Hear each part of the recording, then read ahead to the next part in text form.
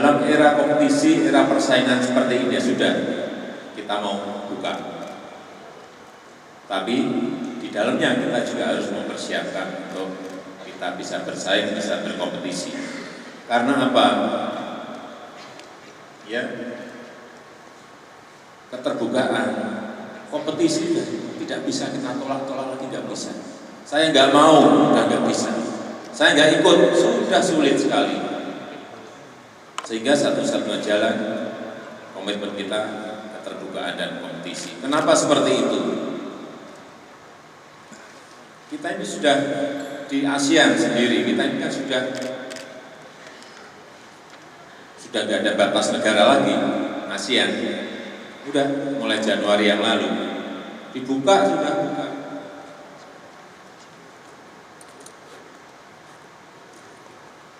Singapura mau ke kita sudah nggak ada batasnya, kita mau ke Malaysia sudah nggak ada batasnya, Vietnam mau ke kita nggak ada halangan lagi.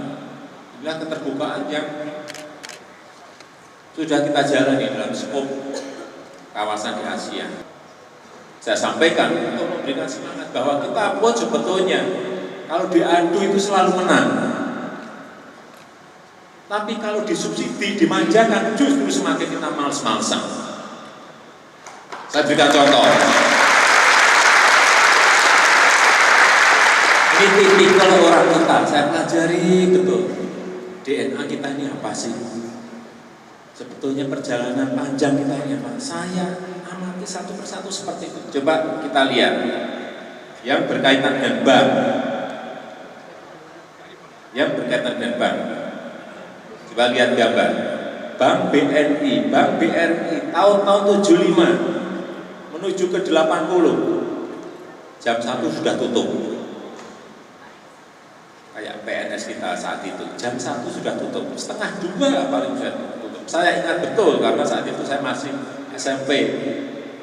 Kalau disuruh ngambil uang sama orang tua itu, kalau telat sedikit sudah tutup banknya. Loketnya juga loket kecil. Gambarnya seperti itu. Itu loket-loket bank kita tahun 75-an. Karena apa? Nggak ada pesaingnya, nggak diberi pesaing. Tapi begitu ada persaingan, swasta masuk, ada asing masuk, apa yang terjadi? Kalah kita? Tidak. Keok? Tidak. Justru bank-bank pemerintah kita menjadi semakin baik. Kita lihat, nah, gambarnya kita lihat.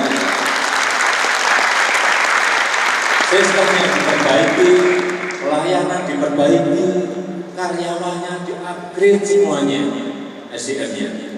Pulang, coba tanya yang kerja di BNI, Mandiri, yang bapak pemerintah yang dulu jam 1 pulang, sekarang jam 10, jam 11 malam baru pulang. Dan apa hasilnya dengan kompetisi seperti itu? Bank BNI tahun yang lalu untungnya 24 triliun. Bank swasta jauh kalah. Bank Mandiri keuntungannya 18 triliun. Bank swasta, bank asing sudah kalah yang ada di Indonesia. Artinya dulu kita ketakutan sendiri nanti kalau asing masuk kalah, kalau ada kompetisi swasta kalah. Tidak. Dan swasta Indonesia itu juga sama. Kalau nggak diberi pesaing itu enak-enak. Dan yang terakhir, kita sekarang ini juga kerjasama dengan Tiongkok dan China dalam hal pariwisata. Saya titip jadi agar seluruh warga yang ada di sini juga ikut mengkampanyekan bahwa Indonesia itu patut dikunjungi. Saya bandingkan ya, kayak Malaysia itu setahun dikunjungi 24 juta turis. Thailand dikunjungi 28 juta turis. Indonesia tahun yang lalu 9,8 juta. Padahal tempat yang indah-indah di tempat kita ini banyak sekali. Kenapa hanya 9,8? Apa yang keliru? apa yang salah. Hingga target saya 2019 harus sudah di atas 20 juta. Dan kita sudah tanda tangan, saya sudah tanda tangan dengan Presiden Xi Jinping tahun yang lalu untuk khusus dari sini saja target kita 10 juta. Dan sekarang sudah kelihatan. Sekarang Manado mulai bulan yang lalu itu peningkatan turisnya 1000%.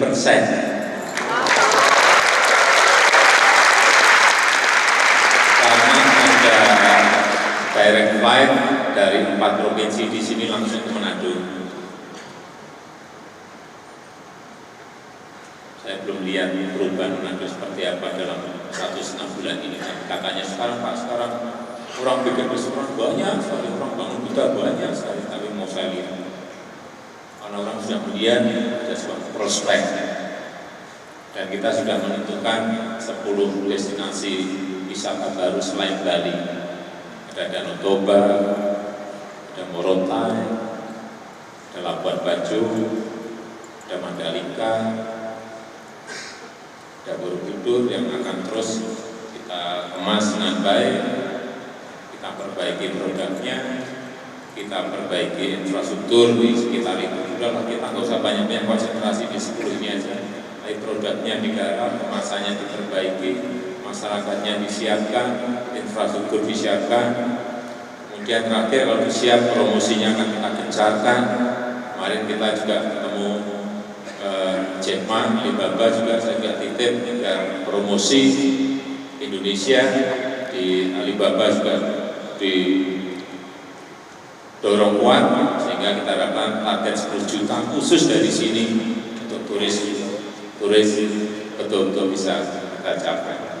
Saya kira itu beberapa hal yang bisa saya sampaikan pada kesempatan yang kali ini. Saya juga minta bahwa seluruh warga yang masih berada di sini ikut berkontribusi, ikut berpartisipasi dalam pembangunan negara dalam bentuk apapun, baik dalam bentuk penelitian, baik dalam bentuk bisnis, dan bisnis harus bisnis yang besar, bisnis yang sedang, bisnis yang kecil. Kemudian yang ketiga dalam hal pembangunan IT, teknologi kita, sehingga kecepatan perubahan dunia itu betul-betul bisa kita ikuti. Dan saya ingin bangsa kita menjadi bangsa pemenang. Kita ingin bangsa kita